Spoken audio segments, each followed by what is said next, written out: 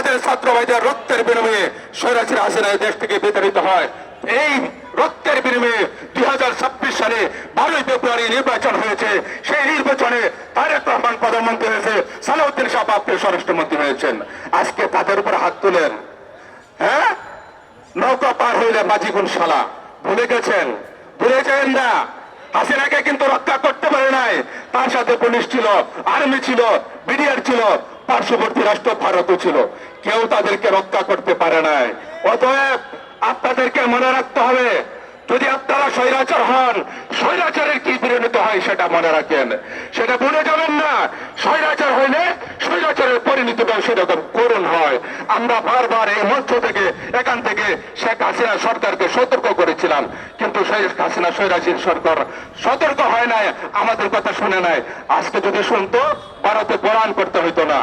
এজন্য বর্তমান সরকারকে বলি, সময় থাকতে আপনারা হুঁশে ফিরে আসুন।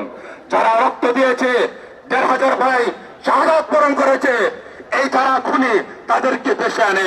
প্রধানমন্ত্রী, সাবেক প্রধানমন্ত্রী, খুনি হাসিনা সহ, স্বরাষ্ট্রমন্ত্রী সহ যারা এই হত্যার সাথে জড়িত, তাদেরকে দেশে আনুন, প্রত্যেককে প্রকাশ্যে বিচার করুন। এবং জুলাই সনদ যেভাবে দেশের মানুষ 69% মানুষ ভোট দিয়েছে বাস্তবায়ন করার জন্য, সেভাবে বাস্তবায়ন করুন, নতুবা আপনাদের শেষ পরিণতির জন্য অপেক্ষা করুন।